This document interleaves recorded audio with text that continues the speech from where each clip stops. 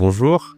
Quel est votre rôle dans la Fondation Foyer Handicap ? Mon rôle, c'est adjointe de direction à la direction des itinéraires d'intégration. Et je suis responsable de la qualité et des formations pour les prestations, notamment des résidences. Parlez-nous de la campagne de la sensibilisation au handicap par la Fondation Foyer Handicap. Alors la campagne, il y a un pôle sensibilisation avec Cyril Badertcher. Son mandat, c'est de promouvoir le handicap physique dans les écoles, à l'extérieur. Donc il y a ponctuellement dans l'année plusieurs événements. En parallèle à ça, comme on fait partie, Foyer Handicap, du programme handicap des HUG, c'est-à-dire qu'on est partenaire, on fait par exemple le handicafé avec des représentants de plusieurs institutions et les HUG pour apprendre à travailler ensemble sur des projets communs pour améliorer l'accompagnement des personnes en situation de handicap à l'hôpital. On a intégré ce groupe-là, ça fait maintenant une dizaine d'années, qui est chapeauté par la doctoresse Anne-Chantal Héritier-Barras. Via ce programme handicap des HUG, on a eu envie il y a quelques années de se dire c'est la journée mondiale du handicap le 3 décembre, est-ce qu'on ferait pas quelque chose ? De mémoire, ça devait être juste avant le Covid. On a fait le premier événement, on a un peu lancé ça, il y avait surtout Foyer Handicap, la filière handicap des HUG et une ou deux associations. On avait fait venir aussi l'appartement en 3D de Pro Infirmis avec le simulateur de handicap à l'intérieur et tout ça. Et en fait, on a lancé ça, alors moi un peu au pied levé, donc je gérais le projet, mais j'étais pas experte dans la gestion de projet, mais j'ai fait venir des résidents, des ASE, des soignants, des équipes, des membres du comité de direction. On est venu avec des élévateurs, des fauteuils roulants, des slaloms. Puis ça a très très bien marché cette journée, c'était dans le hall des HUG, puis l'idée c'était de sensibiliser les gens aux galères que c'était de vivre au quotidien avec un handicap, de circuler, de vivre dans son logement, etc. On avait une grande bannière bleue sur la rotonde, l'entrée des HUG. Ça a donné pas mal de visibilité, c'était chouette. Puis on s'est dit, en fait, l'événement était chouette, il y a eu beaucoup de visiteurs. On a alpagué les médecins, les soignants qui passaient, tous les visiteurs qui venaient voir du monde à l'hôpital. On a alpagué des élèves en médecine, etc. Puis on leur expliquait, pas que qui est foyer handicap, c'était pas l'idée, c'était de leur dire, on fait une sensibilisation, on veut que vous vous rendiez compte ce que c'est, comme c'est dur de faire un slalom avec un fauteuil roulant, etc. Puis en fait, ça a vraiment très bien marché. On s'est dit avec le programme handicap que ils ont demandé si, par exemple, nous, à Foyer Handicap, vu qu'on présentait beaucoup de l'animation pour ce premier épisode, si on serait OK de reconduire la journée. Donc on a refait l'année d'après. Après, pendant le Covid et l'année suivante, il n'y a pas eu. Et depuis, tous les ans, à peu près au niveau de l'été, ils nous rapprochent la filière handicap en disant est-ce que c'est toujours OK pour qu'on marque le coup et qu'on fasse encore cette année la journée mondiale du handicap. Donc on dit oui.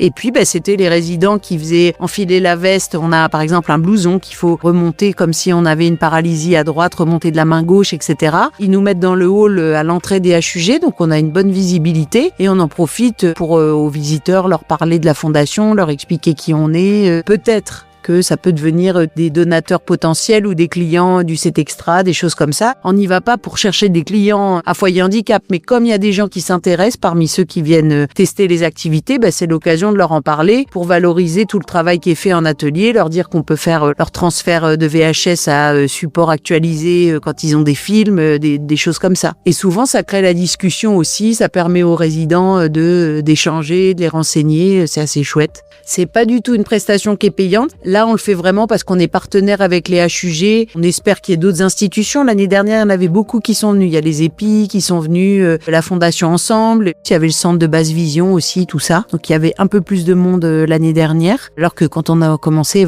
on était, je crois, 3 et puis c'est tout. Donc, c'est chouette parce que ça permet de mettre un focus sur le handicap. Des fois, il peut y avoir des médias qui viennent. L'accessibilité, elle est pas toujours géniale à l'hôpital cantonal, mais finalement, ils ont décidé de valider un budget et ça revient tous les ans pour nous permettre d'avoir accès aux espaces. Mais la première année, par exemple, on avait le droit de se mettre nulle part. Il a fallu des autorisations pour mettre du scotch par terre pour pouvoir signaliser le parcours en fauteuil roulant. Il fallait pas ouvrir certaines portes. Enfin, c'était vraiment galère. L'année dernière, ils nous ont mis un grand écran. Je suis venue avec un ordi, on branche une clé, on met des diaporamas de photos d'activités des résidents pour que ça puisse en fait créer le lien et créer des échanges. C'est assez convivial, c'est une bonne ambiance. Il y a des moments où c'est plus creux. Et il faut un peu courir, aller chercher les gens. Puis il y a des moments, il y a des déferlantes d'élèves qui arrivent tous d'un coup. Et puis là, il y a beaucoup plus de monde.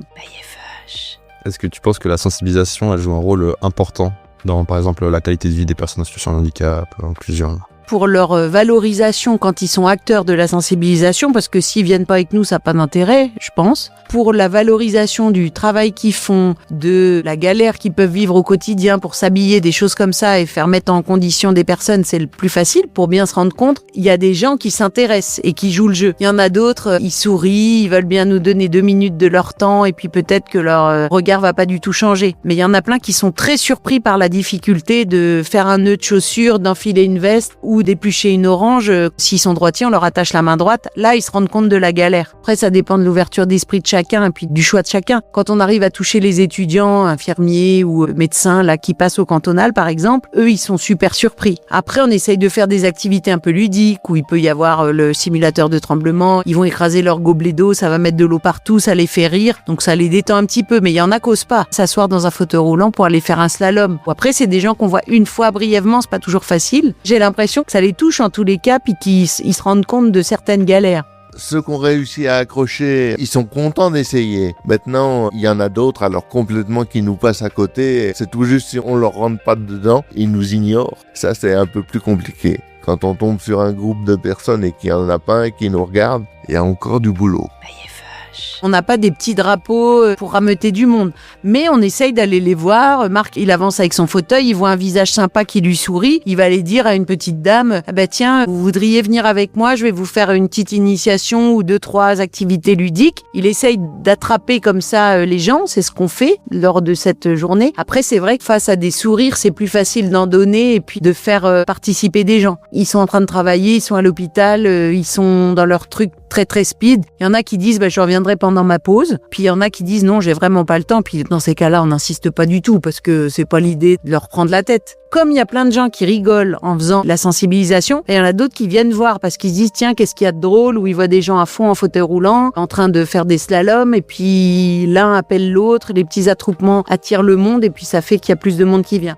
Les HUG, ils communiquent par rapport à l'événement, ils mettent sur leurs réseaux sociaux, sur leur magazine, la grande banderole de la Journée mondiale du handicap, ils font des photos aussi, donc ça fait parler aussi des différents types de handicap une fois par an. Donc c'est aussi chouette de participer à ça parce que ça permet de mettre de la visibilité sur ça. Eux tout seuls, sans fondation ou sans association autour qui viennent les aider, ils feraient rien du tout, il y aurait peut-être leurs ergots qui feraient un petit stand et puis c'est tout. Ils n'ont pas forcément le matériel, puis pas l'envie de le faire et pas non plus le besoin de le faire. Donc en fait, ça permet de faire un focus avec un peu de publicité autour des différents types de handicap et ça c'est chouette parce que plus on en parle, plus on s'y fait, on s'y habitue et il y a de moins en moins de différences et il y a de plus en plus de connaissances quoi, c'est un peu ça l'idée. Quel bilan tirez-vous de vos interventions ? Il est bon tant que les personnes jouent le jeu, s'arrêtent, participent, ça c'est assez chouette. Après, ça laisse peu de temps, en tous les cas, moi, sur la journée pour aller voir les autres fondations ou les autres institutions qui sont présentes. Ça, c'est un peu dommage parce qu'on pourrait en profiter pour un peu plus échanger. Donc, mon objectif, par exemple, cette année, c'est si ça roule bien au niveau de l'organisation, d'essayer d'aller voir un peu ce que proposent les autres et de voir s'il y a peut-être des synergies possibles ou quoi. Les bilans, ils sont plutôt bons parce que jusqu'à présent, bon, je touche du bois, mais ça se passe bien, tout le monde est content, donc ça, c'est chouette. Après, voilà, il n'y a pas beaucoup d'interventions en dehors de celles à l'hôpital comme ça,